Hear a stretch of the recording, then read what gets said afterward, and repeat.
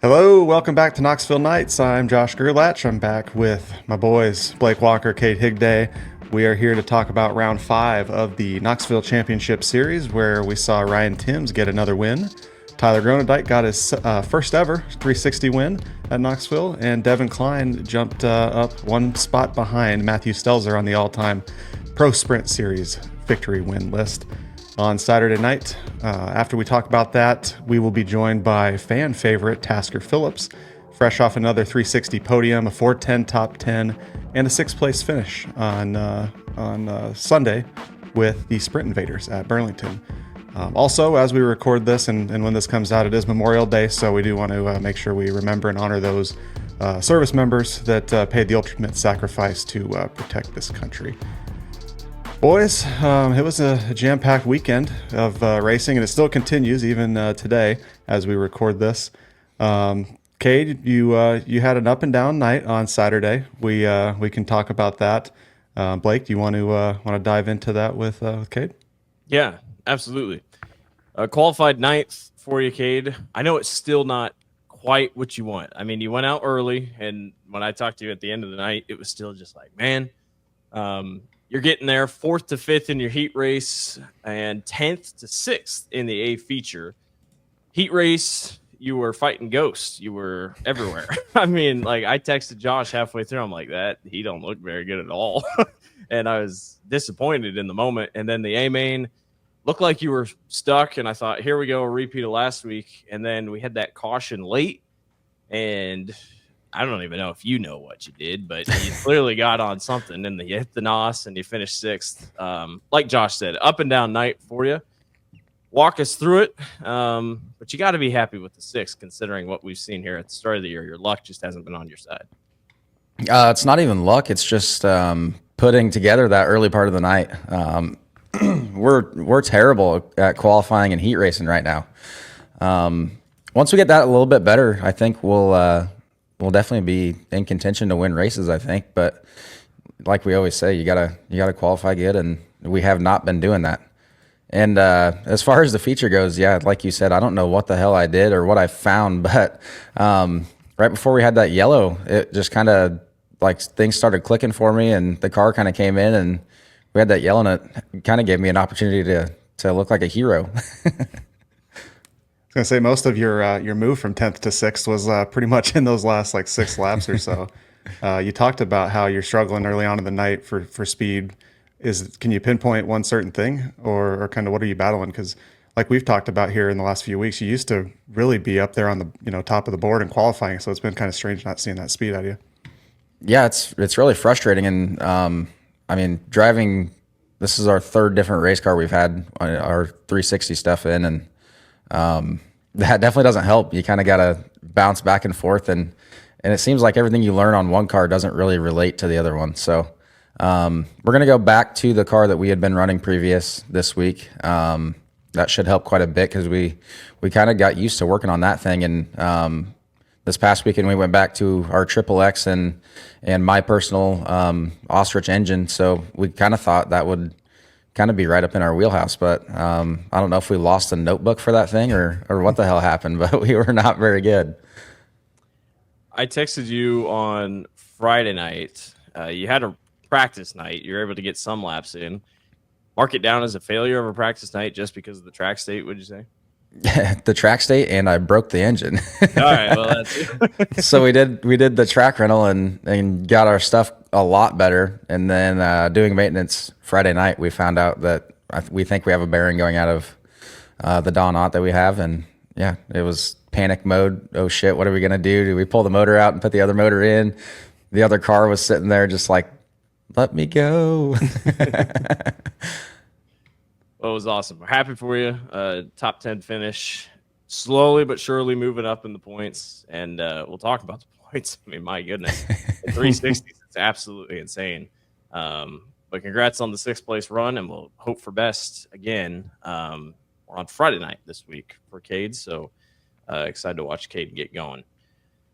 All right, gentlemen, let's jump in. We raced on Saturday night. We started at 6:20, technically rolled off at 6:17. There was rain in the area, and it persisted throughout most of the night, just on and off annoying sprinkles. And Luckily, we stayed to the north of the system, so we missed most of it. But we were in hurry-up mode all night just to try to get in front of it. No Bs, or we did have a B, but it was still a very quick night, all things considering. I think we finished 9:25, I think. It was before 9:30, like they talked about, so you love to see They were it. giving me so much crap on the broadcast because at the beginning of the Pro Sprint A feature, I was like, the time is 8:20 and we're rolling off, and you would have thought the world ended. I was like, oh my God. All right, so let's just talk general stuff at Knoxville. The invert was a story the past week. We talked about it on the podcast, and a lot of people had a lot of really good input on social media. I don't know if you guys read the comments. I know Josh does. But we did talk the invert this week. Tony and I talked about it in the pre-race show. I tried to give my best explanation. I'd love to get with you, Josh, and I think we should make a video just to put out on our social medias fully explaining it. Like just a simple little thing. Maybe we use some die-cast cars or something, but just something to help people out. But Tony and I did say the invert, and then we explained what the invert was. The invert was a 4 this past week. So Ryan Timms was 4th in points at the time of the invert. He started first. Brian Brown was 1st in points. So he did not get the lucky invert. If the invert was 0, Brownie would have started on the front row, but the invert was 4, so Brownie starts 4th. And funny enough, we didn't show the Pro Sprint or the 360 invert, but clearly people just didn't care. They just wanted to see 410. They did post it on socials, though. Yeah, so I did see a step that in the right direction. Yep. It is for sure. It's just additional transparency, and yeah, we saw it in comments. I saw it on some of the comments on Knoxville's pages as well. So it's good to see it. You see it in other series and other tracks. So is never like we were talking about last week. It's not like there's any funny business going on, but when you can show the process and everything, then it takes any questions out of it. Absolutely. Good track surface once again. Multiple grooves. I got back to my car the other night, and like the racing has been good to start the season. But I don't know if I feel the same way about some, that we're still not at our best that we've seen at Knoxville. And the weather is holding that back. Would you say, Kade? I mean, I just feel like we're so hammered down and like we're not slipping and sliding enough yet. And I just feel like we're just not to that peak what we see at Knoxville. Like last year we got lucky. We didn't have many juiced up hammer down tracks, it felt like. But would you say that we need that weather to heat up? We need the humidity to pick back up if we really want what Knoxville builds itself on, where you're going to have lead changes. The guy from the front row is not going to win every week. Like pretty much has happened all season long. Am I on the right track by saying that? Yeah, absolutely. It was kind of weird. Like we started off the year with a slicker racetrack and a big old curb, and we kind of went away from that this past weekend. It was really locked down, but there was no excuse me, there was no like established cushion at all. It was just kind of crumbles. So yeah, I can't wait till it gets hot and we start slip sliding around again and kind of put the driver back in the seat. Tentative high of 82 on Saturday, at least. I don't know what Friday is, but Saturday a high of 82 for the 410s at least. 360s have still put on the best show, in my opinion, on a week-to-week basis, even when the track is juiced up. So all right, Pro Sprints. Mike Mayberry back after not racing last week. Good to see Mike back. And then Matthew Stelzer also came back. He said that when I talked to him in the pits, the plan really wasn't to run every week anyway. He just wanted to keep coming back because they started so hot on the year. He's like, well, we might as well keep running if we're good enough for the points. So he went to his son's baseball game last week while the engine got repaired, and he went quick time. It's no surprise. Matthew Stelzer keeps coming back, and he's fast every single week, and he is a legit chance to win week in and week out. Yeah, he definitely is. Yeah, the dude's just good. Always has been, probably always will be. Yeah, there's a reason he's number 1 on the wins list at Knoxville in the Pro Sprint. So if he's there, he's going to be a threat. He's got company coming soon. We'll talk about that in a second. Evan Jones took a tough hit going into turn 1. Believe something broke. He jumped the tire of Jeff Wilkie, and then obviously it just snapped. You put down very loud. Obviously, I can't hear it, but it looked like something that would be a pretty loud pop. He initially thought he broke his right hand, but it announced on Facebook that he was okay. I got to give a big shout out to Evan Jones. The dude literally ran at Drake Stadium 4 hours before he was at the track. And then he runs at state track. I think he finished top 10 in his events. And then he hauls it down to Knoxville and he races. It's a tough break for Evan, who is become a mainstay here this year, at least, Kade. And those hits, I mean, you know, they always say in NASCAR or IndyCar, you take your hand off the wheel. And not in Knoxville, do you really do that? Because that type of hit like that, that'll snap your wrist if you're not careful. Yeah, I don't think he intentionally took his hands off the wheel. I think he just hit the wall that hard. A lot of people don't know, but him and I actually share a race shop together. So that was actually one of my cars, the car that we won the championship with. It's officially retired. Johnny and I were talking about it Saturday, and we both damn near shed a tear watching it get loaded up for the last time ever. Thing's older than you guys, probably, right? It's pretty close. It's a 2000. Wow. Yeah. It's probably older than Blake. My year car. Oh my gosh. Yeah, he was in good spirits though after the race. He walked up, I think, to your pit, Kade, and had his hand wrapped and showed me. I was like, whoa, that thing is looked very, very big. It shouldn't be that way. He thought it was broken that night, but I guess they went to the ER and it ended up not being broken. So yeah, they're off for a few weeks, so hopefully he can maybe get back out there, you know, as long as it's safe and everything. Tough break. Like you said, they are off next week. They'll be back in the middle, and then they're off again. So could take all 3 weeks off, but we hope to see Evan Jones back in the car. Luke Lane, we're not really sure how, lost a nose wing at the start of the feature, and he still finished second. And I know, like, these cars aren't crazy fast, and aerodynamics still matter.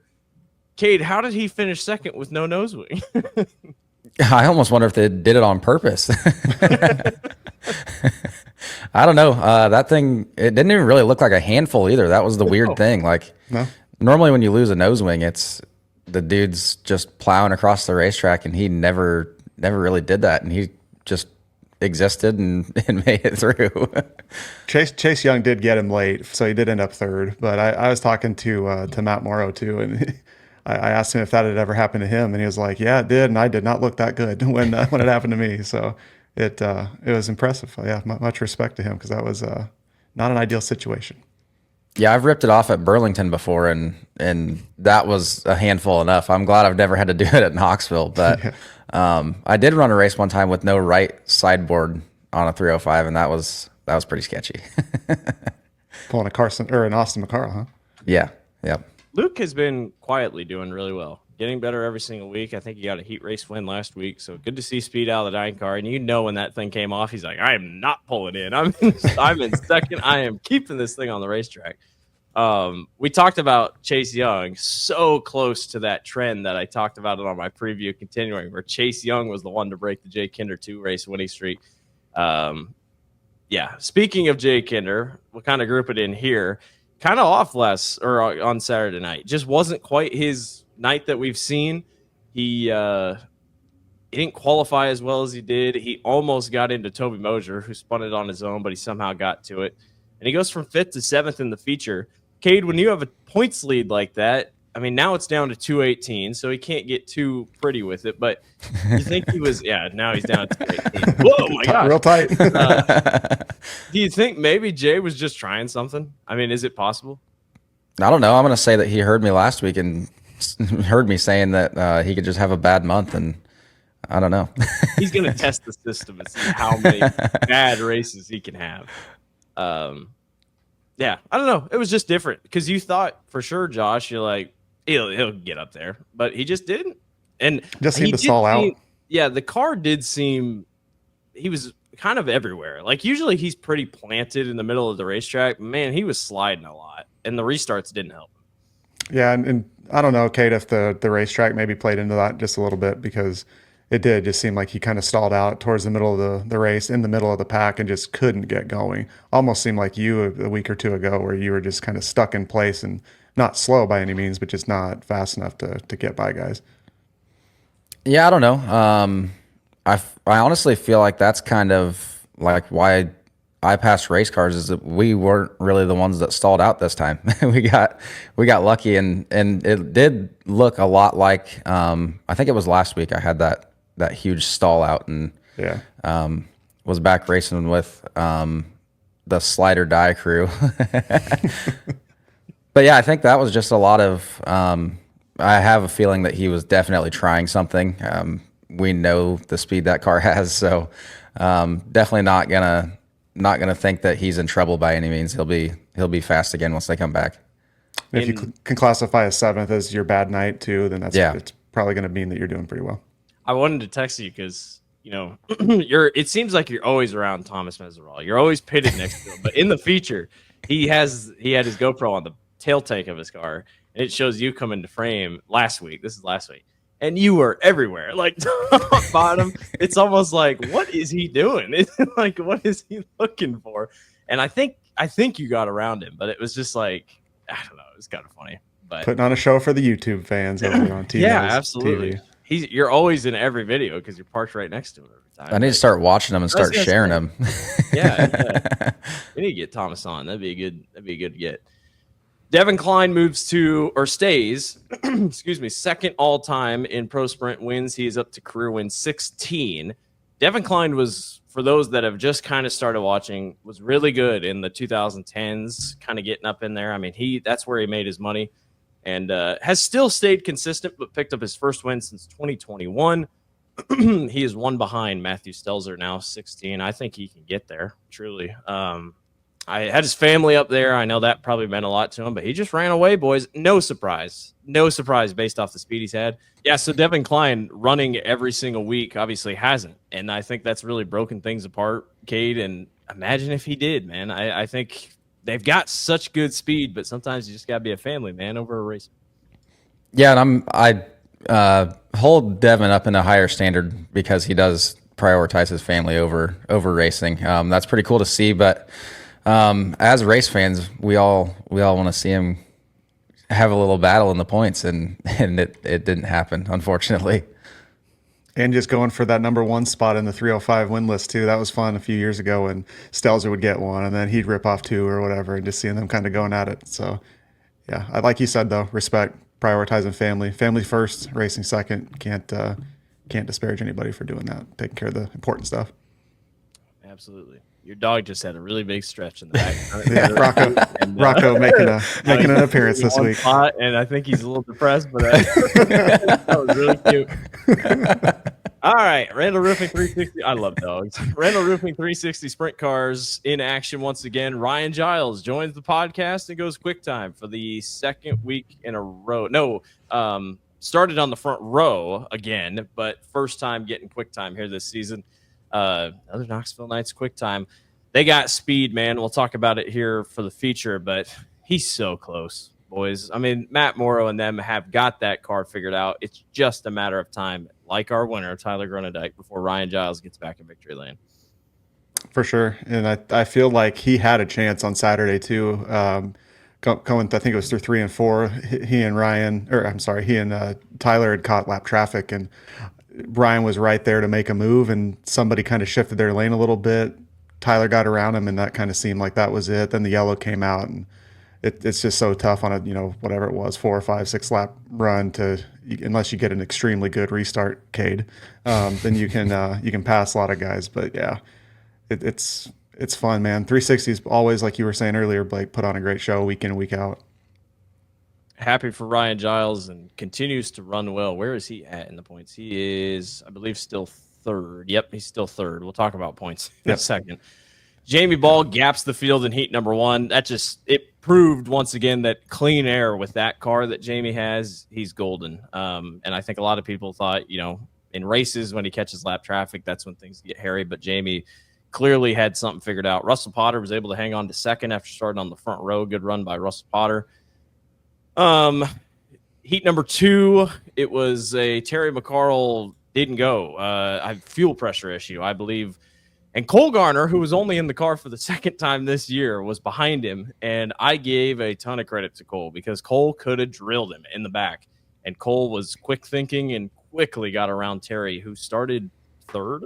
I think he was front row, or either front row or third. And just issues for Terry McCarl, who had qualified well up to that point. I think he qualified 4th out of nowhere late in the going. So tough break for Terry. Good job by Cole to avoid it. And then Timothy Smith, man, 4 to 2nd in his heat race. Hasn't shown winning speed, but they're getting better every single week. And Kade, I've asked you about it every single week, so you don't have to really touch on it a ton. But it's just good to see Timmy running well, and they're finally their due is here. They're finally it's paying off what the 86 team is finally being able to do. Yeah, and I got to watch his heat race from the push-off lane, and he kind of got plugged up and couldn't get around. I don't remember who it was exactly, but he kind of like had to work for it pretty hard. And once he got past that car, he just like took off, and I was like, where the hell did that come from? I didn't catch what happened to him in the feature though. He did kind of drop back, so I hadn't seen a post or anything about it. But yeah, I mean, they've been stringing really good runs together for complete nights together, and it's cool to see another one of those young bucks that are starting to shine. He's qualifying well. When I talk to him, they want a quick time. Like they really feel like they can put one together, so they feel like they have a good shot. Heat race number 3, Tasker Phillips goes from 5th to 2nd. Good run for Tasker. Kade fought demons, and we talked about that, so that's all we need to talk about. Kade was fighting demons in his heat race and came back in and yelled at the crew and said, "What in the world did you do to this car?" And it ended up being better at the end of the night. So that's what happened in heat race number 3. Skylar Daly was at Knoxville for the first time this season, and good to chat with Skylar before the race. He's a good guy. His right wing board came off, or didn't come off, but came apart before the B feature even started. The brackets on the bottom right side, it'd be crowd side of the car, just came off, and it was a really weird thing. Kade, is that something where a bolt will come loose? Like, how are those brackets held in? How are they held in? They're all pop riveted together. Okay, so just came off? Yeah, I don't know. It just came off, and it, like, Josh, the back side of it kind of came apart. He didn't run the rest of the feature. Do you think he could have run the rest of the feature just by the way, it's not the front of the wing that would have come apart easily like McCarl's, but very odd. You never know what's going to happen at those speeds. But like it was like we were talking after the races, Blake, like it almost looked like somebody had kind of gotten up and like hit him and it popped it because it was like peeled from the back forward, which you don't really see very often.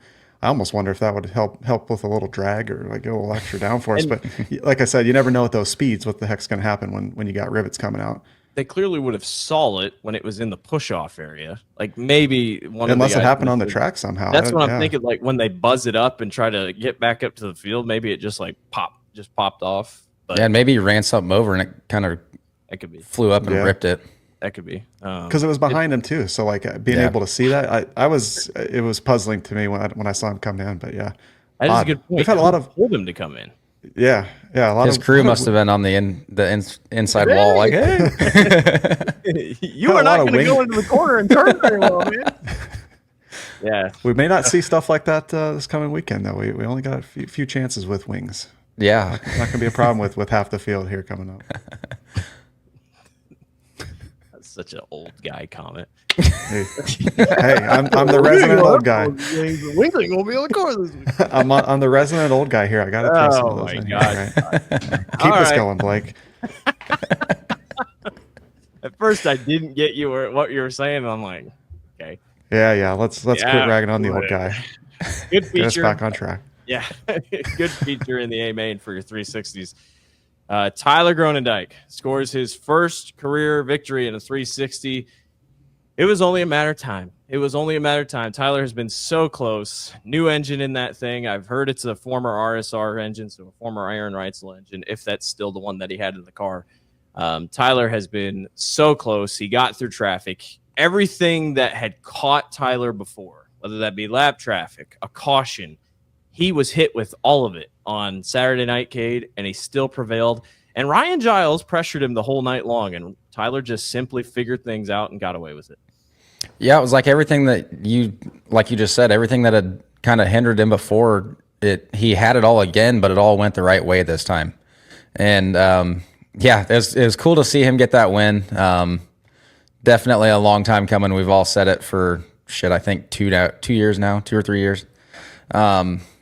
Super cool to see him get it. And definitely didn't have it really the easy way, I don't feel like. Yeah, he started on the front row, right? Yeah. Yeah, still started on the front row, but like you said, he had Giles breathing down his neck the entire race. And it's cool. We've talked about it with a few different guys on the show here, and we'll definitely try. I think he's even told Blake already that he'll come on here with us. So that'll be a fun one. You can just it's really cool when guys win their first race, and you can just see it on their face and hear it in their voice, like how much a win means there.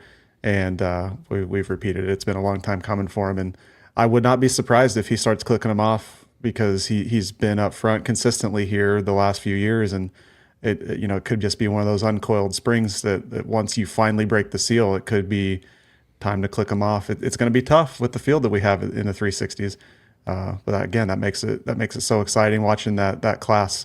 I just love it every week. It's arguably one of the best, or the best feature each night that we see. Absolutely.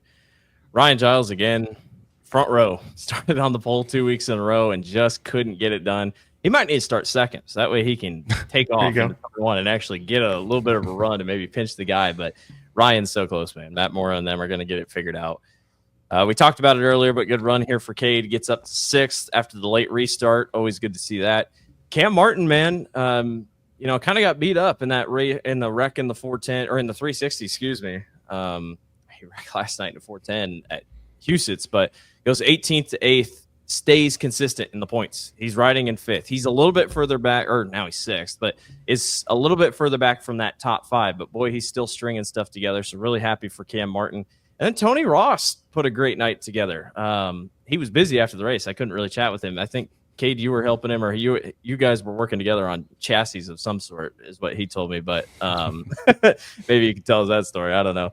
But Tony qualified well, which Tony, you ask him himself. He has not qualified well, but he nailed his qualifying lap. He was good in the heat race, and then he brings it home 7th. So always good to see the doctor running well. Yeah, to explain the car, that night we crashed running or passing for 4th or whatever it was. We bent the frame, and our chassis builder is over in Lincoln.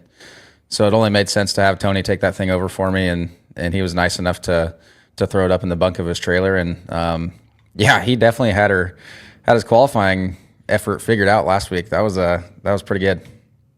We talked with Tasker about how not having a whole lot of time. He's one of those guys that I think, Kade, you were saying that he doesn't really get to touch the car much during the week, and his shop's way away from where he's at. So it's cool. He's put a lot of work in, a lot of time, a lot of laps here over the last few years, and yeah, it's always cool seeing it pay off for the guys.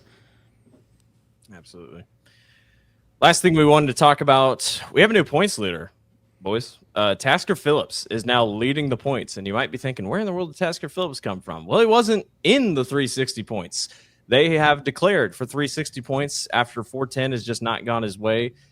The Knoxville rule, I guess it was a change, is what I've garnered from it all. But the rule has now changed that you can declare for whatever points you run for by June 1st.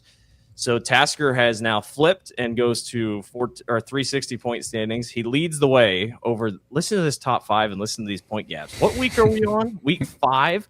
Yeah. This is unheard of in a 360, and let alone 360 and 410. Tasker Phillips leads the way. Jamie Ball is 31 points back in 2nd. Ryan Giles is 36 points back in 3rd. Tyler Groenendyk is now 4th, 38 points back. And Clint Garner, who was leading points 2 weeks ago, is now 42 points back. So put that into perspective. Top 5 in Randall Roofing 360 point standings are all within 42 points of each other. This is phenomenal for the track. And I really hope I'm going to start really pushing this on broadcast, that this points battle, while it's still May 24th, 26th, whatever, this is very good for the track. And I love that Tasker has done this. I know a lot of people, some people are not happy. They just don't like that it just changes. But you'll listen to Tasker on our podcast here in a little bit, and he has thoughts about the whole thing, and it's probably surprising. You wouldn't think of his reaction. But, Kade, you're sitting back here 336 back, still a while to go, but you're sitting 8th in points. Overall, this is great for Knoxville. Yeah, absolutely. I just wish I was one of the top 5. All it's going to take is one bad night for any of those guys to be leading the points, and if they can string together a couple good runs, put a little point buffer in there, But yeah, Tasker, he definitely tells us his thoughts on that. I don't know how much I agree with that rule change. It really doesn't matter. I mean, the owners are still in the points either way. So, does it change your perspective of how Tasker explained the whole thing? Like, where I'm sure you weren't surprised by Tasker's thing, but no. yeah, it is interesting. And Dennis Gainey had a comment. He said it. He's like, I would have fielded cars differently if this is how he knew it was going to go. We'll get Dennis on here eventually, and I'm sure he'll tell us all about it. But from an owner's perspective, yeah, I think it maybe would have changed a couple things. Is there anyone else that really could change how they do for points? I guess Sawyer, he's top 10 in 410 points, so I don't know what he'd be in a 360. But other than that, I think Tasker was really the only one that. Yeah, I think so. And to your point, yeah, I don't think that it's a bigger story because Tasker's now the points leader. I think that's it. And if he would have been third, fourth, right, different, but right, he doesn't make the rules either, and he doesn't make the rules. So I have no issues with Tasker doing it. That's his right. It's interesting. I don't know how much I like changing rules like that in the middle of a season from what I've heard either, but that's neither here nor there. It's been done. What is interesting though about the top 5, all of those guys except for Giles have won a race already, and Giles has back-to-back seconds. So he very well could pop a win or two off here, and I think it's going to come down to the end. There's too many guys that are so close right now. I think we're going to have this battle all the way through the end of the season. What do you guys think? This might be a dumb question, Kade, but if Reitzel was here every week, would this points battle be as close? It depends, because Reitzel would probably run for the 410 points. I'm just saying, like, in general. I mean, they'd be second to him every week, so it really would end up being the same. You knew what I was talking about. And you decided, well, actually, I think I mean, he'd be, with his consistency of winning when he gets here. I think that's another thing that Josh brings up. 4 of these 5 guys have won a race. So there's winning points, and then along with quick time points and whatnot, because Reitzel always came and was quick time most of the time. But I think that has shaped something up. Yeah, basically all it would have done was made everybody one spot worse in qualifying in the feature. It's crazy to me. And what's even crazier is if you take Tasker out of it, and say Tasker didn't do it, Jamie would have been 11 points ahead of Clint Garner 4 weeks into the season. And that Clint Garner's in 4th. So it's awesome. Watch 360s if you don't. If you're just a guy that, like, I'm just going to watch 410s at Knoxville, or if you watch on Dirt Vision, you're like, oh, 410s are on, let's tune in.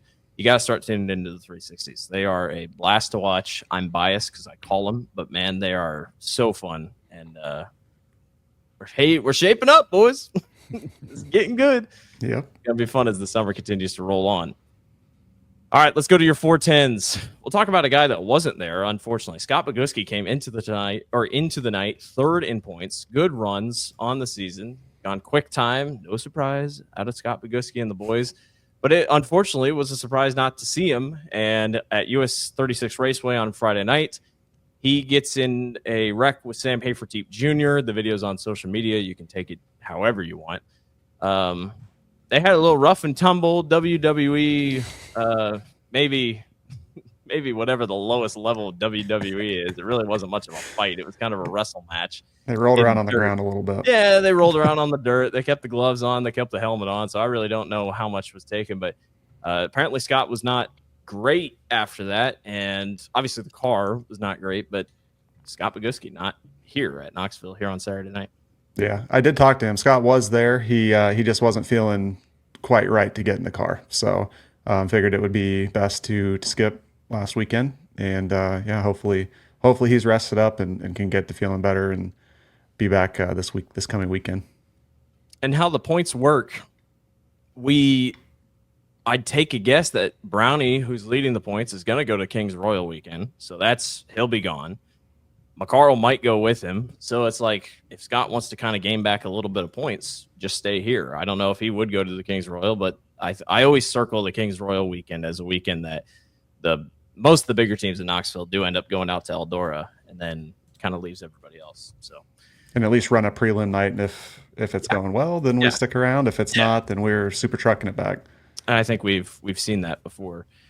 Brian Brown goes quick time 15:132. Pretty good for late in the session. I mean, he was I saw the pill draw and I didn't know how that was going to affect him, but he goes later out and gets carry by not very much. So good run there for those two guys. Kevin Thomas Jr. and Ben Brown have a really close race in heat number 1. Again, the heats have been so good. They were squeezing each other in the fence. I mean, they were all over it.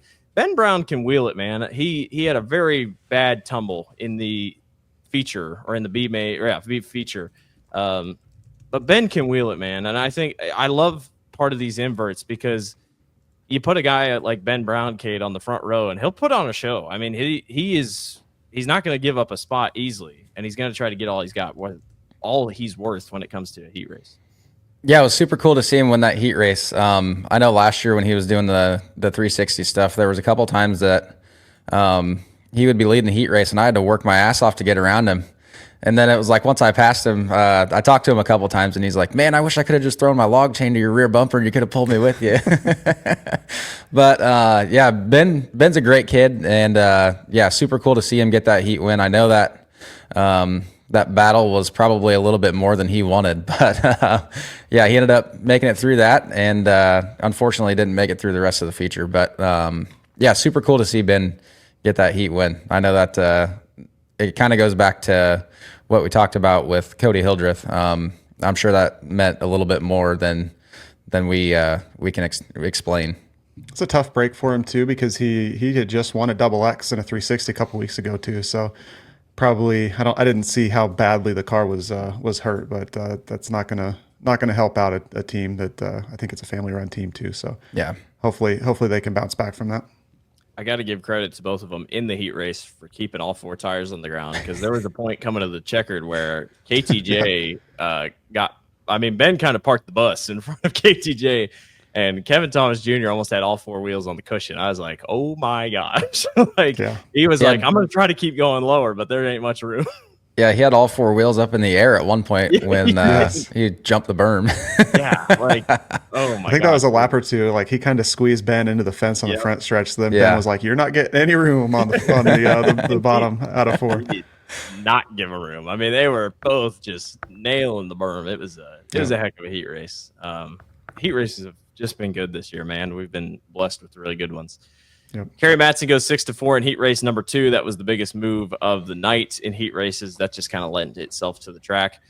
Sawyer then almost got to Jason Martin, but Jason Martin, after winning US 36 Raceway, congrats to Jason, then shows up at Knoxville. Unfortunately wrecked in the feature, but was able to pick up the win in the heat race. Tasker got away with the win in heat race number 3. Obviously, that is not his BDS car in the 410. So that's, or at least, yeah. So good to see speed out of the 1TAS there.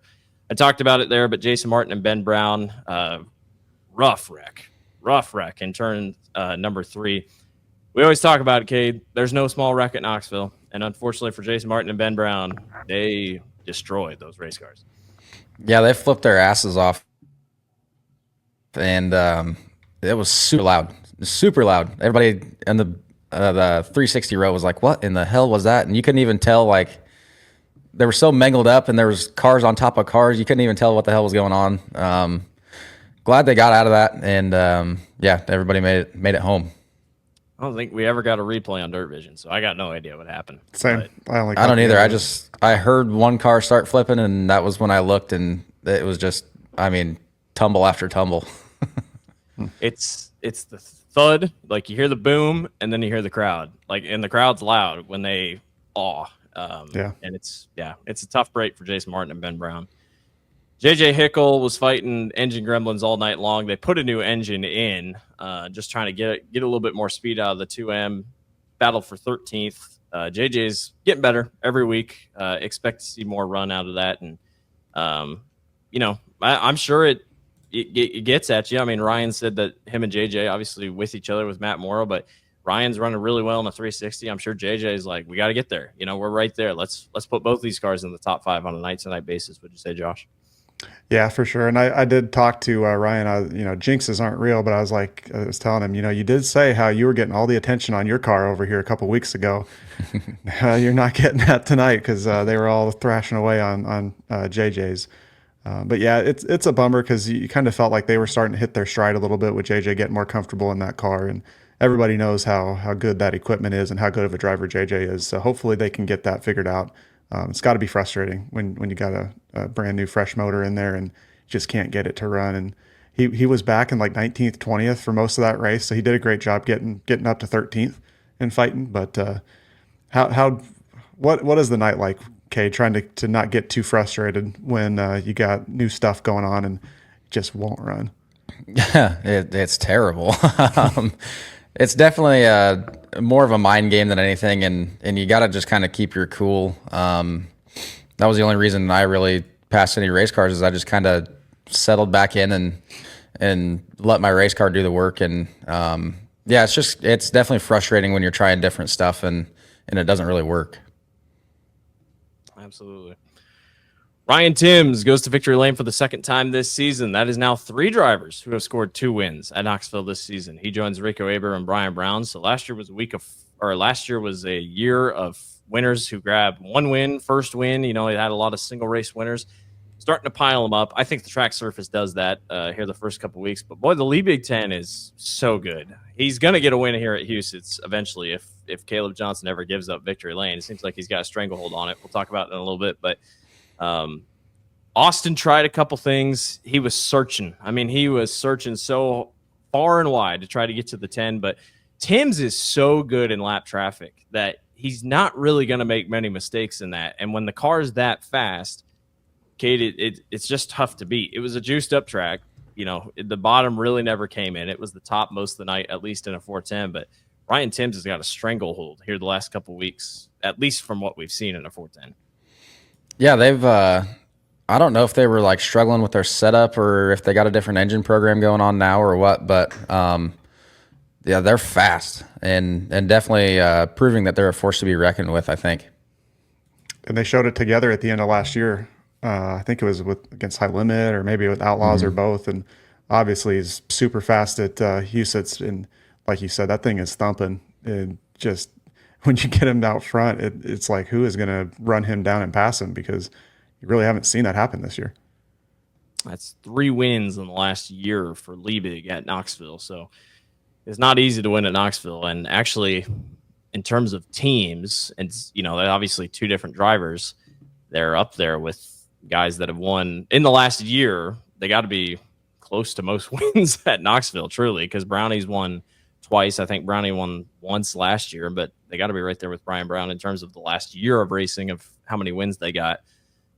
Speaking of Brownie, did not start on the front row. That was a big one. He was first, but obviously, like I said, in the points, but the invert draws him back to 4, and he was just stuck. I think a lot of people were just kind of waiting on that. You know, we wanted to see, yes, the car is a rocket ship when it's out front because Kade, you've said it before. You set the car up because you know how you're going to be in clean air and you know you're going to be out front.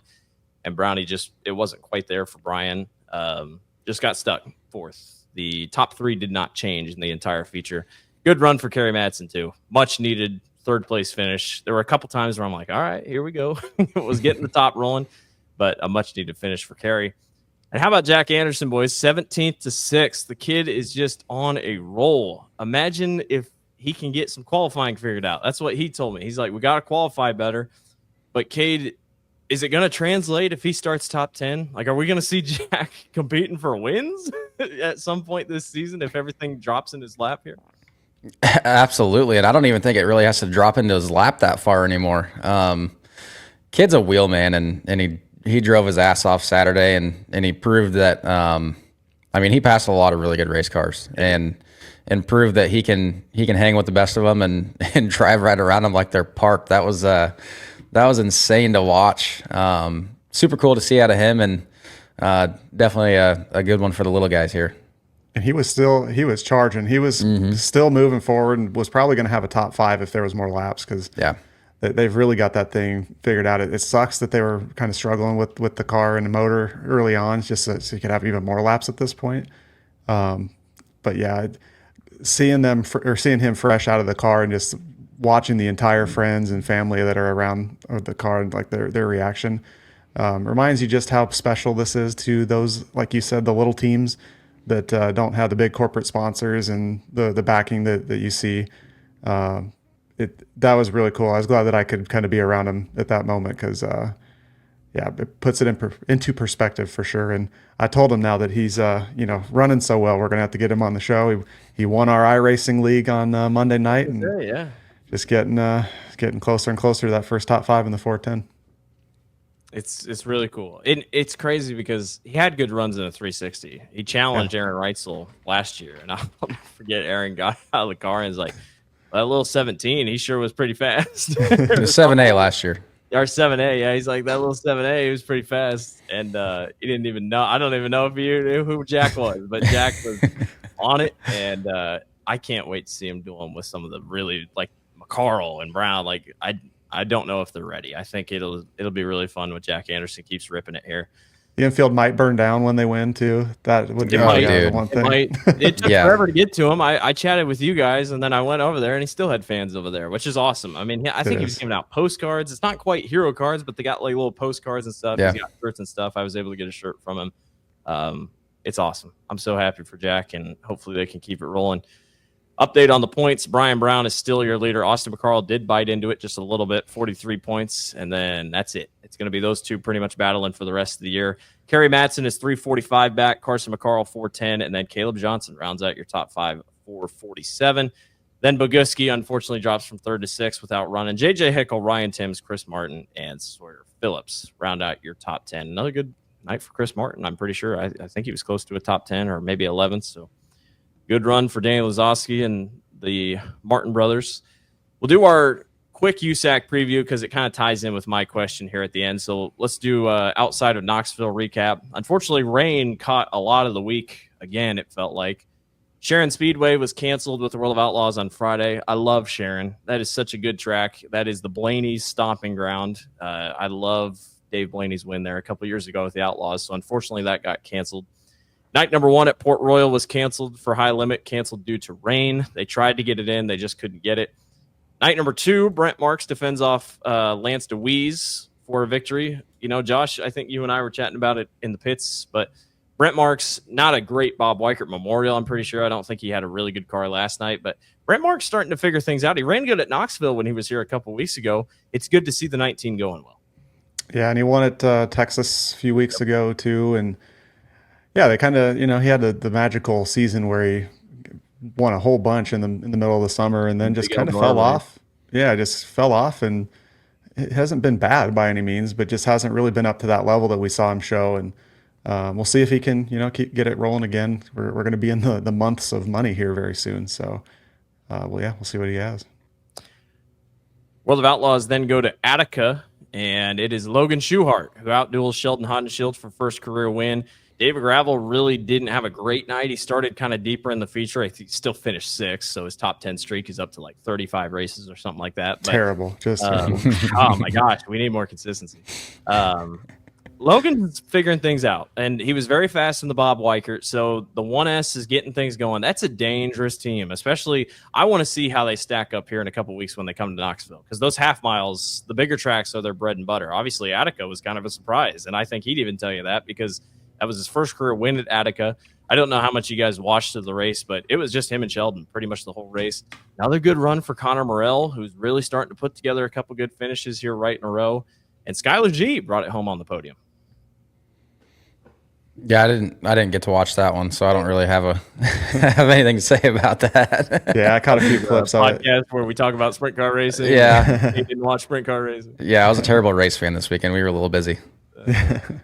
Yeah, Logan's always a threat. Like there's a reason he's up top in the standings as well, with chasing down Gravel. I'm sure the Attica fans would have loved to seen Sheldon get the win, but Logan's a pretty popular one too. And as you mentioned, Blake, the Shark cars have always ran really well at Knoxville here, especially late. He honestly could be one to watch. I think you picked him as one of your picks for the one of the first original, weekend. because he had just come off that win of I-55. So yeah, that's right. Very cool for Logan Schuhart, and great run for him. I was gonna say something else. I cannot remember what I was gonna say, but it was about Schuhart, and good run for him. You're thinking of Caleb Johnson Speedway, I think. Is Maybe Caleb Johnson Speedway. Dennis Kane Racing and Caleb Johnson have current ownership of Victory Lane at Houston Speedway. Caleb Johnson has won 3 straight to start the year. The dude won a championship last year, and he didn't win a race. And everyone's like, "Oh, Caleb, you got to win a race." So he took it to heart. And Dennis Gainey and the boys have come out with 3 straight victories. Houston's ain't easy to win 3 straight at. I think last year, I don't even know if they had a guy win back-to-back. I think it is so hard to stay consistent at Houston's, and Caleb has done it now 3 nights in a row. Last night, the first 2 nights, rubbered up. Had to hold off Ryan Timms both nights, but it rubbered up, and some people were like, man, we just want to see its track surface. Landon Crawley was leading. He got wrecked by Branto Bannion when he broke. But last night, Caleb just flat out drove around Kerry Madsen, Kade, and it was perfect. And boy, they got that thing humming.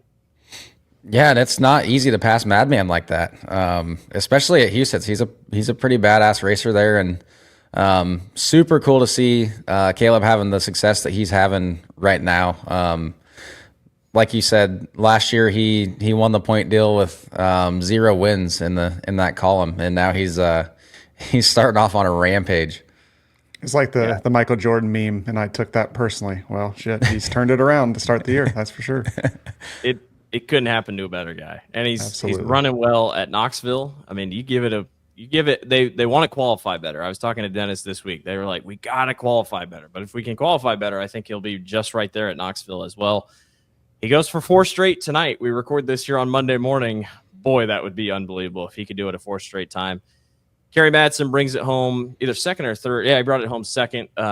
Kerry was doing fine. He was running the top, and then he just went to the bottom, and the bottom hadn't come in yet. I don't know if he was just trying a couple things, but Kerry slips up. He has still never won at Houston's. He's been very good at Houston's, but he's never won at Houston's, which is just crazy. He is still, I had to confirm the stat, he is still looking for his first 410 win on U.S. soil since 2023. It was at Attica. It was either Attica or Atomic. I think it was Atomic, September 1st, 2023. That is insane. He won a 360 race last year at Eagle, and then he won in Australia this past year. But the U.S. soil needs to see like Kerry Madsen win. We're dying over here. The drought is going. There ain't going to be much soil left. My goodness. But good luck to Caleb Johnson tonight and the boys. And Landon Crawley brings it home third. Johnny Herrera's got that thing humming. They if they didn't get wrecked last week, I think Landon probably would have won. And then keep an eye out for Ryan Timms as well. Houston's has been a blast, man. And last night, the track did not rubber up for the first time this year. And once again, you see how good of a show Houston puts on.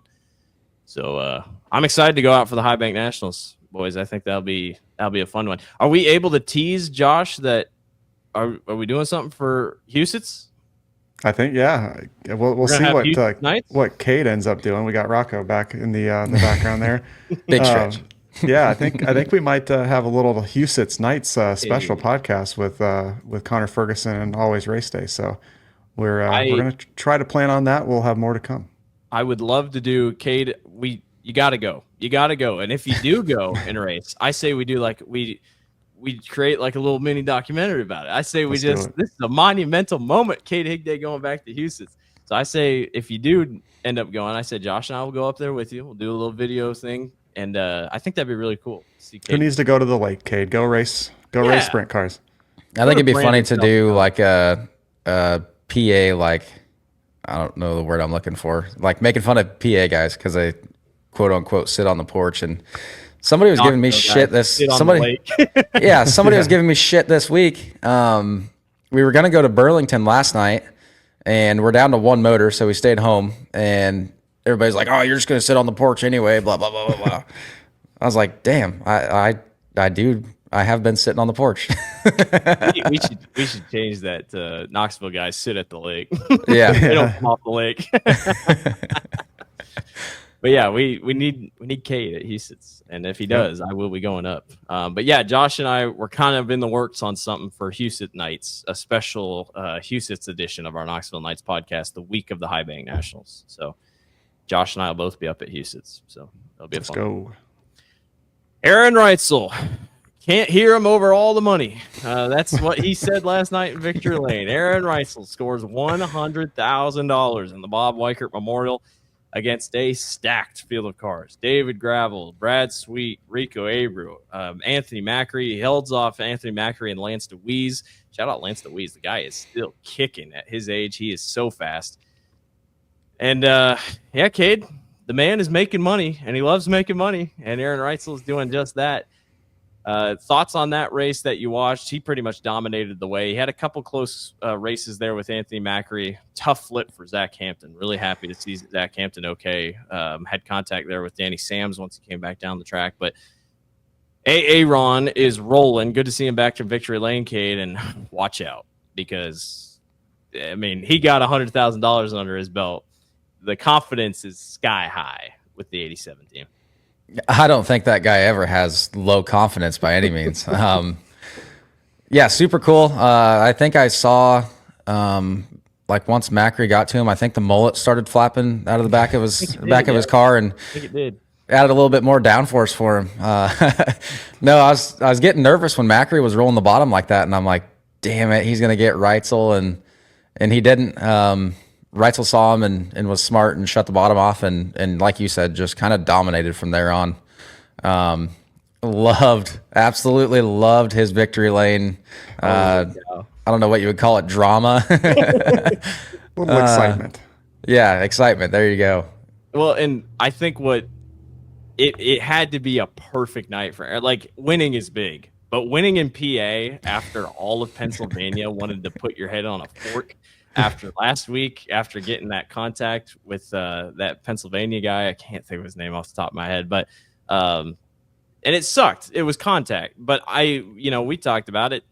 It's a racing deal. Sure, you can call us biased, but unfortunately, it was just one of those racing deals, and PA didn't like it. And Aaron Reitzel said, "All right, well, I'll go out and kick your ass, and I'll go win $100,000." And that's exactly what he did. Thank you very much. Aaron made him hear about it when he got out of the car.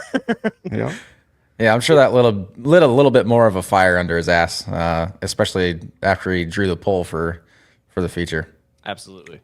We need more of it, honestly. You hear about people complaining how NASCAR, is so bland and there's no personalities. I think that's we need it. People being themselves and expressing themselves is never a bad thing, in my opinion. So yeah, congrats there. And yeah, like he said, he's out there taking PA's money.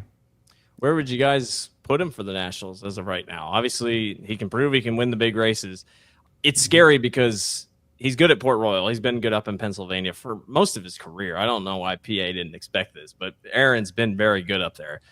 But then when he comes back to Knoxville, it's like, dude, this is his place. Like, he loves Knoxville, and obviously hasn't been here on a week-to-week basis. We'll see if that changes anything, but boy, his Nationals chances, based off last night, they were already pretty high, but he bumps up a little bit more. He's almost top 5 territory of favorites for the Nationals, in my opinion, based off what he's done so far. Yeah, absolutely. And the dude sat it on the pole of the Nationals, and I feel like a lot of people forget about that. He didn't have the greatest Saturday that year, but yeah, the dude sat it on the pole, so he knows what to do. It's just a matter of if things go his way, and mainly he gets a good pill draw on his prelim night. That's kind of what the Nationals is, especially with like the cars that are that fast. They're gonna end up in the A on Saturday somewhere, but you got to get the good pill draw and qualify good to be set up to start up front. And if you get Aaron up front, I think he's going to put on one hell of a show. Yeah, because he's in a different, with the car, obviously it's a different team from when he was on the pole. Yeah. I think it's just he's a much different driver now. He's been through a lot of ups and a lot of downs too, and I just think he's in a different spot now. And I would be curious to see if he's able to even put it on the pole. The 57 is going to be tough and will be everybody's pick, I think, to win. But man, can you imagine 87, 57 battling it out for the win on Saturday night? That'd be a hell of a show. Two guys with very similar driving styles that could make things really interesting. Yes. 3 guys could win the Nationals and the whole town would burn down. Rico Abreu, Tasker Phillips, and Aaron Reitzel. Aaron Reitzel winning might be a different type of burning down, but man, it would be insane. But yeah, that would be so cool. So we'll see what happens, but congrats to Aaron and that RSR team on the win at the Bob Weichert Memorial.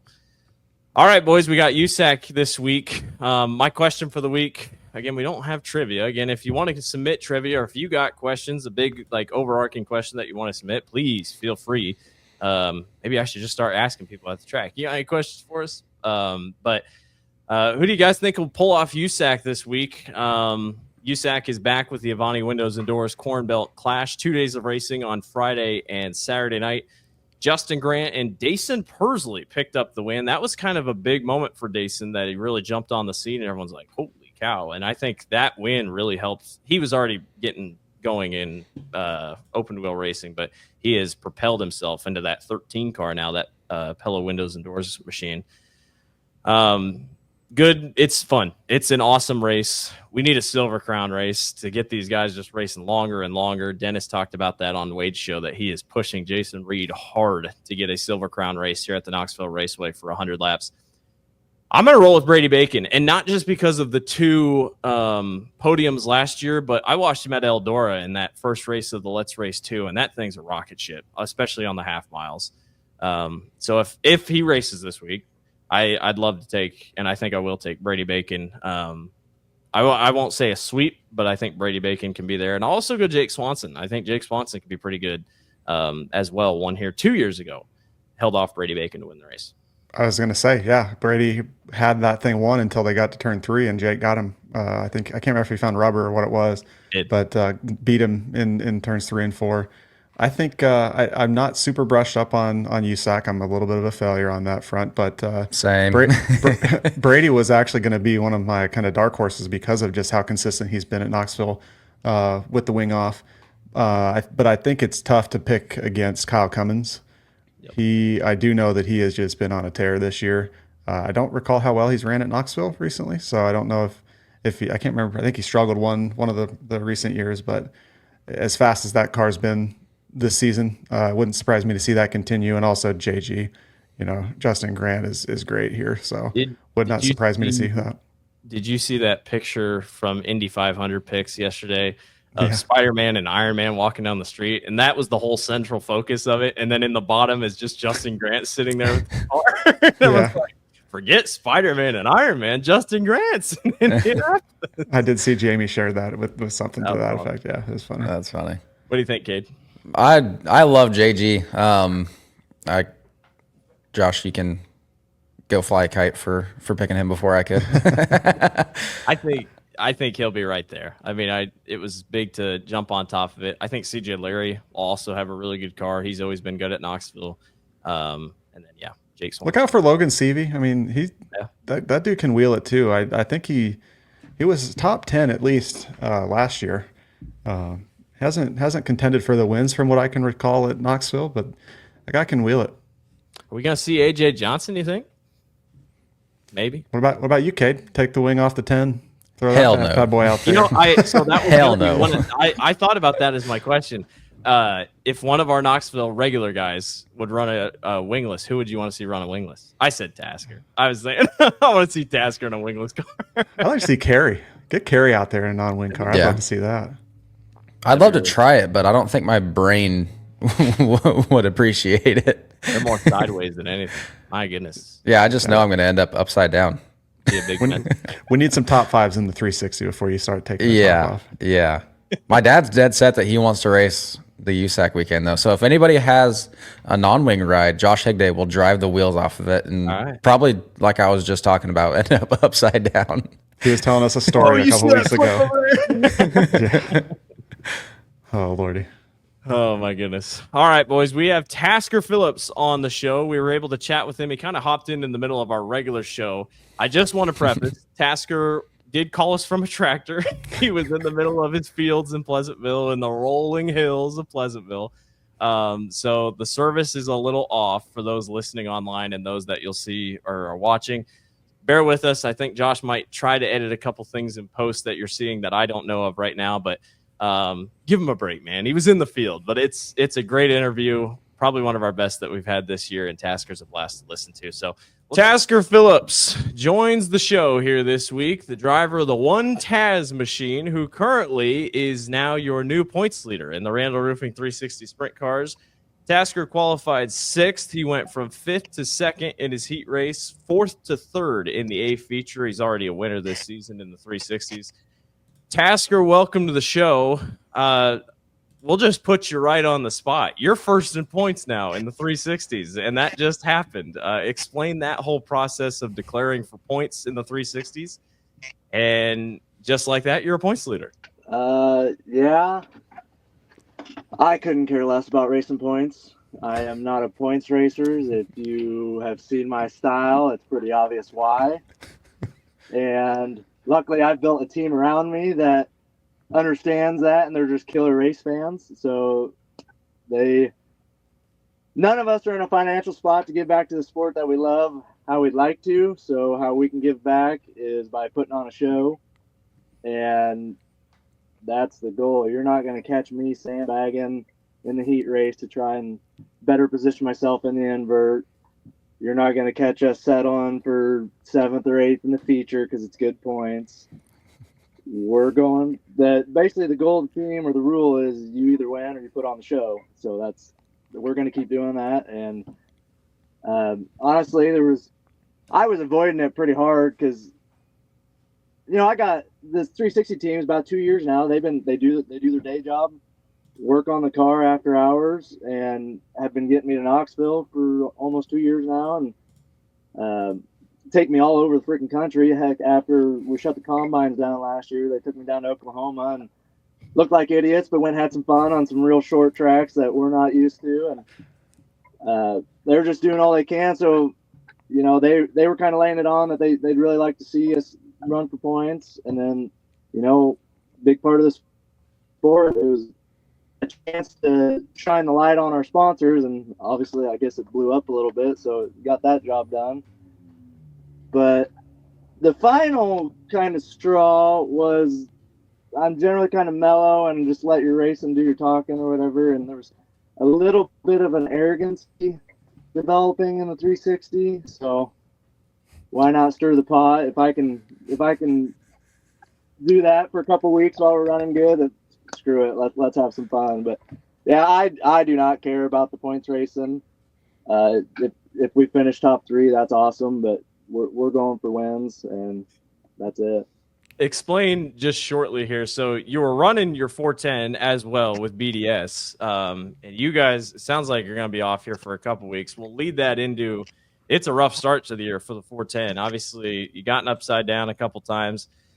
It all started with Brad Sweet on the Outlaws night. I know that you're just you're a guy that seems like you move on pretty quickly and whatnot, but you definitely weren't happy after that one, and neither were a lot of people. Kind of go through that wreck that kind of started the tough luck here for the 410, and what kind of happened through your perspective, and have you got over that wreck? Well, that's basically Brad just clean knocked the 410 right out of me. I haven't been worth a shit since then, and that's kind of why I was upset. Those guys have been busting their asses all winter. A great car. I've struggled with time trialing for 10 years, probably my whole career. And that was the big boys in town, and we were, I think, 6 in our group. And I'm rusty, so it was just a very motivational start.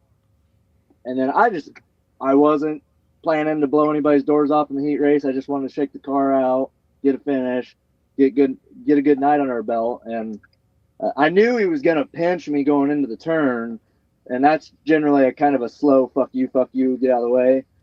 But he kind of just left hooked me like not even halfway down the straightaway. And I think what really sent me for the ride is by the time I realized he was coming, instinct, I let off and grabbed all the brake I could. And so he broke the right front wheel off, and I dug in and went for the ride. And I could just hear Daniel Sosky in the back of my mind. He's like, "You freaking idiot. If they're going to do that to you, you lay into it and you take them with you." And, hindsight's like, yeah, I should, but I don't need to be tearing up more equipment than we already are. And that the other part of your question was, we've had a very rough start. Up until last night with the 360, we have podium in every freaking race we've been in. I've led laps, but I've never been in. So I'm holding that car back, and hopefully the tide's changing a little bit. Yeah, on the flip side of the 410 stuff, like you mentioned, the 360 has been pretty damn good. You haven't been off the podium except for that 1 week when you ended up in 22nd, I think. What can you kind of attribute the good start in the 360 down at Knoxville to? Probably not giving a shit. I'm out here mowing hay, chasing my herd of kids through the cornfield, and I'm lazy. I don't do anything on the car anymore. They take care of it, so I just got to show up and drive. So just way more relaxed. I've been working with Jody a lot more lately about some things that I kind of like, but it was I jumped into Brian's ride, I jumped into Jody's ride because late in the night I could pass cars. I'm always deep in the field. I can pass cars. That was no problem. Obviously, we needed to find something early in the night, and I like a really tight race car. So I was like, hey, we'll jump into these two cars, 2 different classes, 2 different crew chiefs, styles. It's like, let's see if we can't learn and develop my driving ability more. And it was really starting to show the last half of last year, and I think that's kind of what's going on this year in the 360. And then the only other 2 things that Jody and I have been talking about is like we haven't changed a whole lot from last year, other than I finally got him talking to my boy Dave Reedy at Penske Shocks. And I don't know why Dave likes me. I haven't worked with him that much. Like I haven't bought a whole lot of stuff on him, but he always stops by and kind of make sure I'm in the right spot. So he's got Jody trying some stuff and out of his element, and it's starting to work. And then the biggest thing, one of the few goals I've had in my racing career was to get that STC on the side of my car. Because not only does that give you or tell you that you got a badass motor underneath the hood, but look at who's had the STC on their car in the past. And that means something driver-wise, like you've accomplished something. And so I still haven't figured out why Don Long felt sorry enough to let me use one of his motors. But we're going to do everything we can to make the rest of the 360 class suffer for it. Love it. Yeah, I love it, but I don't like that I'm in that class. Well, let's be honest, we're all just packing the track until Aaron comes back, and that's we're getting frustrated with the 2 podiums we've had, which is phenomenal. Like we're ecstatic about it, but we're frustrated because we're not winning, and we're trying some stuff because we know we got to find 3 or 4 more tenths a lap for when Aaron gets back. Yeah, if not more. Let's kind of talk through your 2022 Nationals. That was a hell of a week for you. Started off with your quick time on prelim night, as you talk about not qualifying worth a shit. Kind of talk through that week and what that meant for your team. I know what it meant for you, but kind of go through that. Well, I don't want to do the poor me or whatever, but that people don't realize that was out of my farm shop. That was as low budget probably as you can do it in a 410. I mean, the car was a hand-me-down from Chris Martin. That's the craziest part. I was sitting in a combine the harvest before, and people were beating down my door. They're like, "Hey, Martin's got this awesome car online. It's, he keeps dropping the price." I was like, I don't need it. I got 2. One, I don't need it and can't afford it. I was like, I got 2 cars sitting in the shop. They're like, this is all Ty. It's all the best. Like, you got to have it. I'm like, I don't need it. But finally, it got on me enough. I was bored in the combine, basically. I messaged him. I was like, hey, I lowballed him. I was like, keep your shocks. Drop it off at my house, and there will be a check sitting there waiting because at this time I'm getting home at 4 a.m, and then whenever I roll out, I'm back in the field. And sure as shit, the next day, I left a check in the shop that night. The next day, I come out of the house, and there's a freaking race car sitting there in my driveway. All I did was put my shocks on it. I think I re-squared the rear end an 1/8 of an inch. Like I did something to feel like I did something, but didn't do anything. And that's the car we raced all year, and it's been up. It's the one I'm racing the 410s right now. Put it 6 in the 360s last year, Nationals, and yeah, just rolled it out and everything lined up that that night. We drew early. Track was good. And, yeah, I went quick time, but that's other than the 360 a couple weeks ago, that's my only quick time in probably 10 years. So I don't know how that happened, but that was kind of the saving grace, with doing it all on my own dollar. And, that drew a lot of attention. Won the 12,000 to make the A, that was a huge deal.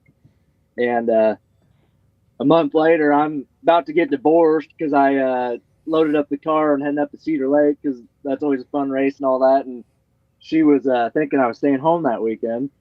And we're halfway up there, and Concrete Facebook messaged me. He's like, hey, kind of like your driving style, kind of like your story. Like, I'd like to help out next year. And so that kind of led into the following year looking more professional because we had somebody to represent and finally had to put stickers on the car and make it look decent.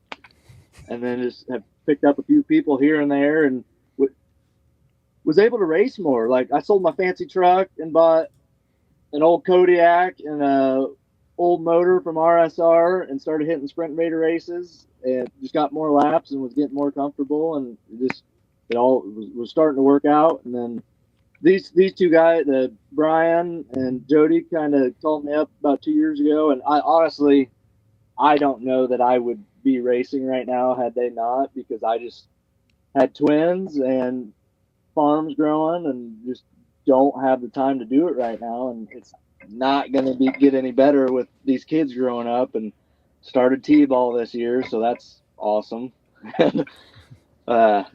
Just stuff really worked out, and kind of, example that if you're stubborn enough to keep doing it and stay out there, it can still happen. Things can work out, and the little guy can still make it in this sport. You talked about farming. You're in a tractor right now. We knew that'd probably be where you'd be calling us from. And I think everybody, I can't remember if I might follow you on Snapchat or something, or one of the social medias. You're always posting pictures about either your family or farming. I think you embody a Knoxville regular more than anyone else. When I think of Knoxville regular, I think of you, Tasker. What does a week look like? You're farming all week. You said you don't touch the car. So what does a week look like? Do you even know where Sprint Invaders are racing the week that the race happens? Or do you just get told to put where your GPS is and you're like, all right, let's go? That's just kind of how I am in general. Like, I get bored easily, and I'm focused on the present. I don't really care about the past, and you got goals for the future, but let's just conquer what we can work on right now. But that's why I love farming and this racing, is it's different dang near every day, and I can get bored with this haying and go do shop work, but anything's better than shop work, so we'll just keep doing the hay. And we stay busy. Got trucking or planting or tillage or hay. We do a lot of stuff. It's all centralized around farming, but we do, the brothers and I got a tiling business, the drainage tile. So that a lot of times that takes up, once the combine shuts down, all the way. This last year, the ground never really, we got a big boy machine now. So if you want to be out there when it's 10 below and there's a foot of frost, we can still go. And this last winter, I think we were only off for like a week or two. And now it's crazy. I'm 32, I think. And in the last 2 years, I've started to got a lot older, and the crawling down in the hole and doing the hookups gets a lot more painful and tiring every day.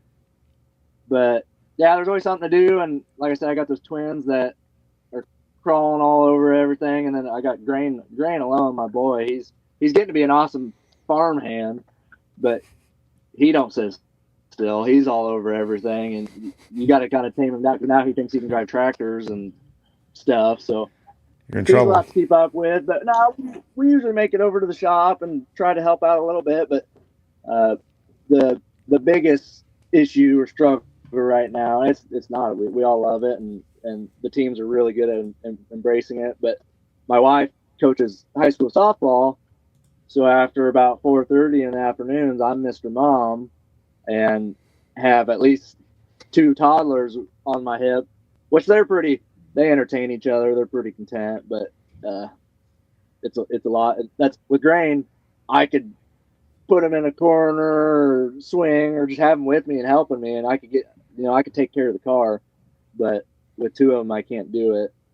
And that's probably the biggest change in the last few years. Like with grain, when I was doing the car out of my shop, I'd put them to bed. Him and Mom, I'd put them to bed about 10:30, and then I'd go out to the shop till 2 or 3 to work on stuff. And we're night owls, but it definitely wears on you, and the stress of how to get it. The biggest thing is how to get it to the track. Getting it prepped and to the track, and then just sitting there to get ready to get in the car. That's the most stressful part. You sitting in the car going out to the track. I mean, that's the joy. That's the pleasure. There's no stress in that. Yeah, for sure. And you kind of touched on it. It sounds like that 2022 Nationals run was kind of a game changer for you, and things have really, I don't know how you would describe it, but like you said, you're not having to spend all the time in the shop and everything, which sounds like with your family life, it would be pretty tough with all the kids and the farm work and everything. You have had quite a few ups and downs, some upside downs at Knoxville in your career. What has kind of gotten you to this point to where you're not, I know you like to put on a show like you were saying, but you're not getting upside down and tearing up. This start of the year is not, all been your fault or anything either. But you've been a lot more consistently finishing races and stuff. What has that been a mindset change for you, or just more laps, getting more time in the car, and just feeling a little bit more comfortable making moves and whatnot? Well, I think Zomer said it a long time ago. He's like, this is the one sport that you don't reach your peak till like mid to late 30s, just a kind of a maturity deal. And I could definitely see it. And it's just like high school sports, that was your whole life. And whether you were good or not, like you thought you were good. And then a couple of years later, stuff slows down and you can go back into, like, I refer to wrestling because there's no better workout than freaking just wrestling in the wrestling room for practice. And I go back there and, I'm out of shape, older, haven't done it, but, I can still hang or beat up on these high school kids. And it's just stuff slows down. And I don't necessarily do that, but the greatest help I had when I was wrestling and going to state was he was 50 years old, D. Clark. He's from Knoxville. He's 5'0", and he whooped my ass all the time. But it's just stuff slows down, and he knows what you're going to do because he's watched it his whole life. And so just a maturity deal, getting older, slowing down. Back to I'm not up all night working on the car. So I'm not wore out in the track. I'm mentally there. And just it boils down to it's a team sport. And that's what at the last couple banquets I pointed out. Obviously, I look at stuff I've tore up at the beginning of this year. I haven't changed my driving style. I don't really race any or better or drive any better other than we're timing better. And that's a huge deal. You time better, you start up front where those drivers are more consistent on their lines, or they're holding their car better. And I used to fly through the back quite a bit. Well, if you watch it, Brown gets sent back there every once in a while. They pass a bunch of guys up front, but they start struggling back there because it's just they don't know those guys. Those guys are a little wider on the track, and that's just how. And it's just a lot dirtier air is a huge thing that I'm learning lately. But it's team sport. The year of the Nationals, I had Matt Blom come on. He's my tire guy. He spends more money at the car wash washing his tires off than I do on the car. He hand scrubs them. He's got a certain dish scrubber. It's like a floor scrubber that he hand scrubs them every freaking week. And he'll take a tire off and throw it in the corner. He says it's no good. It doesn't rip the brush out of my hand. And I'm like, okay, Matt, whatever you say. But his tires are consistent. And that, the new guy always gets thrown on the tires or whoever's got time or whatever. But that's a huge deal. And so I attribute a lot of my success and consistency is to him because the car's more consistent every time I hit the track just because he knows what his tires are going to do. He knows where they're supposed to be. And they're always clean, I guess. But then I've always had Jeff Morris in my corner. We were trying some things on fueling, and they were really starting to shine in the last 3 or 4 years. And he was always kind of my shot guy in the pit. And now I got 2 crew chiefs and 2 full teams that, strategically in all the chaos, or crazily in all the chaos, I never really had parts falling off the car. But especially when I was doing double duty and I was doing all the maintenance, that is mind blowing. But we got 2 full teams now that they focus on that during the week, so nothing's falling off, everything's serviced, and they're not as much of a tight ass as I am, so they'll change stuff that is getting wore out or looks bad, and so the team is why I'm getting consistent and better. So let's talk about the whole Phillips family. Have you, have you, Rager, and Sawyer ever raced at the same time? Same race? I think there was a few 410 shows. Rager was kind of hitting a handful of shows a year there. Well, the guy from Alaska come down and had a little trailer, wanted a car at the track, and Rager ran it. I think there was a few times where we were all 3 in the 410s together. And then what's it like racing Sawyer every week?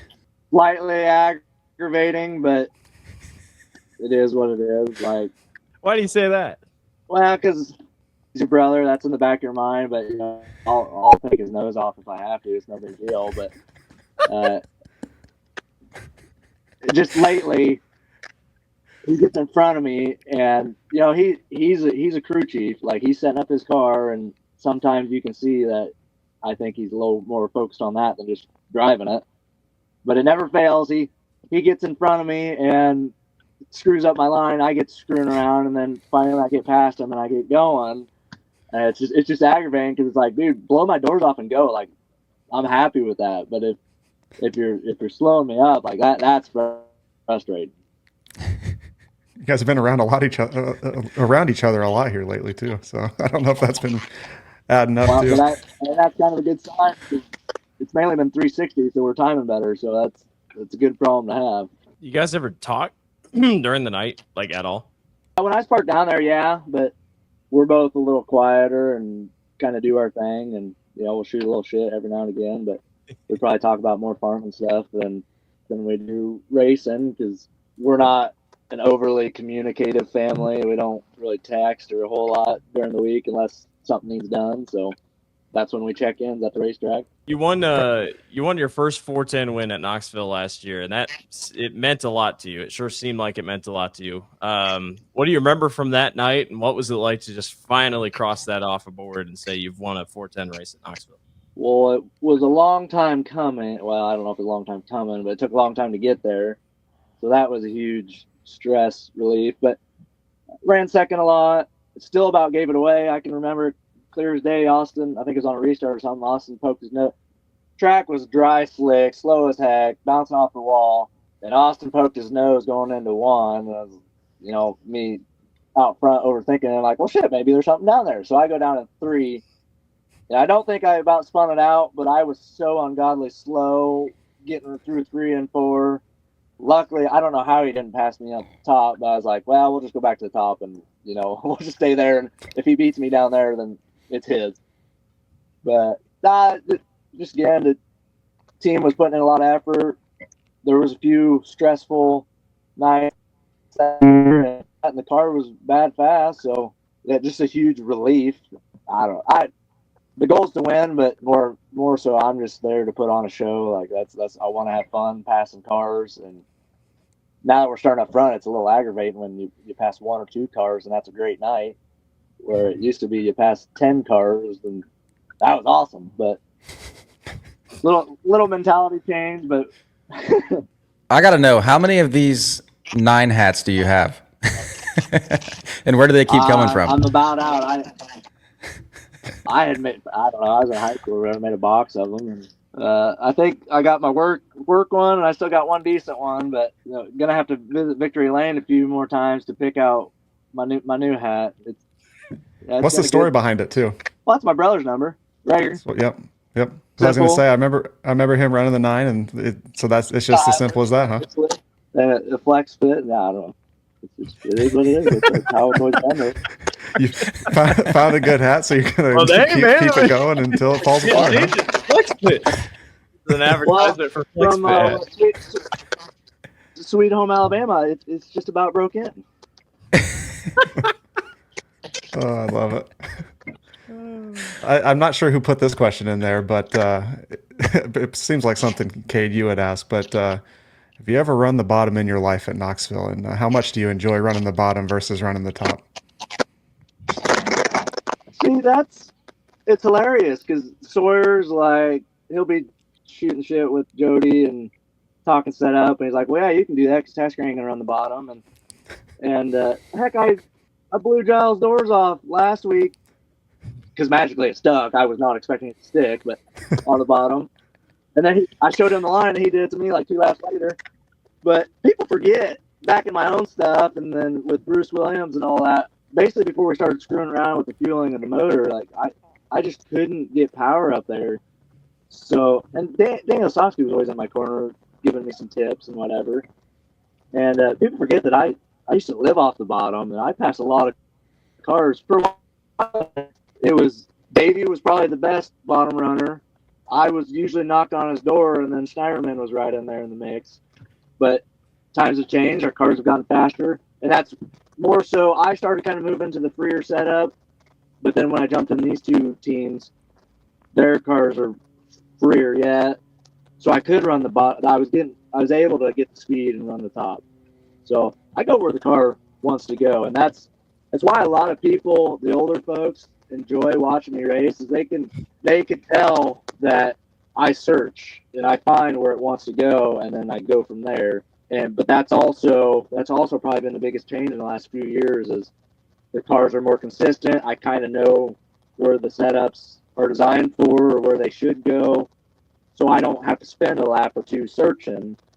And that's when you start up front, that's huge. If you spend a lap or two searching, you got 3 guys pick you off, and then you're going to spend the whole race trying to get one of them back. So when you can commit to the top right off the bat and just hammer down, then why not? And 360-wise, even kind of 410, I mean, that's where the least people are at the end of the night. So pick the open lane.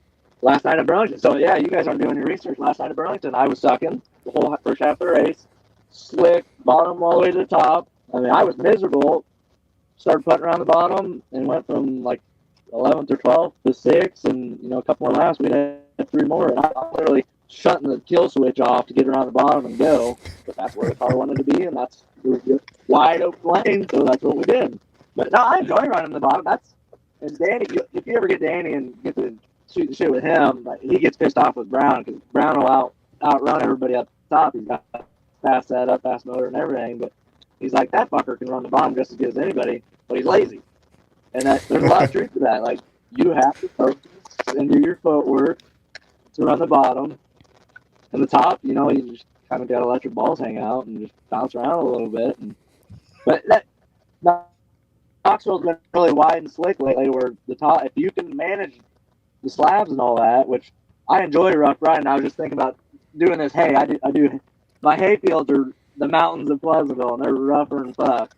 But I was just thinking that's kind of like why I enjoy rough track, because I sit here and do it all week, so nothing new.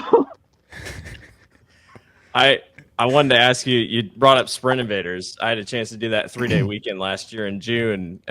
Really opened my eyes to the series, and I really liked it. What's it like been running with those guys? You've kind of been a mainstay the last couple of years. You've gotten good races. You've won a couple races there, and it's different guys. Paul Nienheiser is an animal that not many people in Iowa seem to really know what he does, but man, is he fast. I think of Chase Porter. I think of all the other guys. What's it been like to run with the Sprint Invaders and the kind of show that they put on a weekly basis? So that's last night we had Nienheiser and Joe B. Miller. I think, non-traveling professional or whatever, those are the 2 baddest mofos out there, especially short track. And that's one, Knoxville's so competitive. Like, Knoxville's almost like the business side of racing. Like, you got to come there ready to go. Everybody's 100%. They're bringing the best of the best. And I'm not going to say Sprint Invaders and like that, but I grew up with Rager chasing races in the Sprint Invaders, and we drive all over, and that's how I grew up racing. Like, that is racing to me. I was 8 years old, and I'd squeeze in the pickup between 5 fat old guys going to the races and listen to all the old raunchy stories all the way there. And yeah, we'd go race and have fun, but then ride home at night and listen to the old raunchy stories, and that was the blast to me. And the sprint mares, and they've got all the classes, so sprint mare just seems to be a little more of a family getaway. You know, there's time to relax and have fun, and you get those slower, slick tracks where the driver comes out, and he'll get pissed for me saying that, but Terry McMorrow's been kicking ass this year down there because the tracks slow down and the old boys coming in hot when it slows down, and you gotta do your footwork and drive.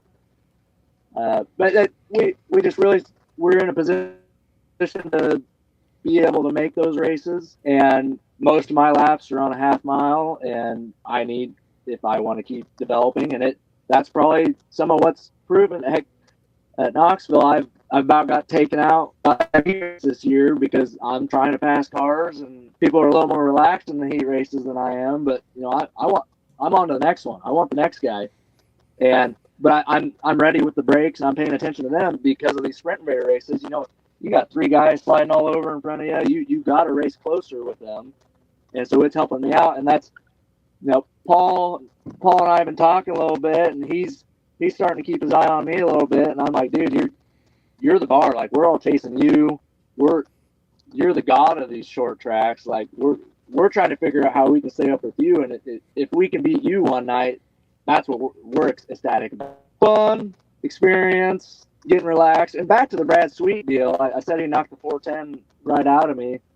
That's why I was motivated in that interview and all that. Was we'd done a bunch of 360 racing before that. It was the first 410 race, and I'm never overly confident, but I was getting calm, comfortable, and confident in the car. It just had a good feel. It felt like it was under me all the time, and just was relaxed. And then that happened, and you know, the next week was a little rough. The following week after that, I was probably good to go. But you know, that whether you like to admit it or not, or you even notice it, like that's always in the back of your mind that you just went for a ride, got your bell rung. It changes your mentality, and then it's you get to you tore a car up. Well, you don't want to tear the car up the next week and create all that work for you and your team. And boys, you got anything else for him? Just the last thing I was going to ask, touching on the Sprint Invaders, you know, you've been running that fairly often here. Do you have any plans or goals to branch out some more, or are you pretty content with just kind of, you know, running here regionally, running Knoxville every week, and you got the family, the farm? You probably don't have a whole lot of time to go traveling racing, I wouldn't expect. Right now, it's just Knoxville and Sprint Invaders, and a couple Melbourne Bank, and then we'll probably try and head up on to Jackson a few times. I don't know, Sioux Falls is a haul. We're still kind of building our setups and building the team a little bit. Just, it takes a lot. I mean, already to hit these races, it takes a lot. It takes a lot of help. And but that's probably all we'll do. A couple fair shows, if there's any. Basically, anything within 2 or 3 hours, we'll try and hit, because these guys are just race fans.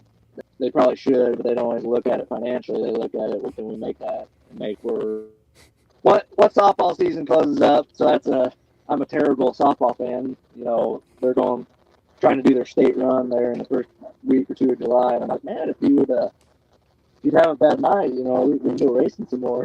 So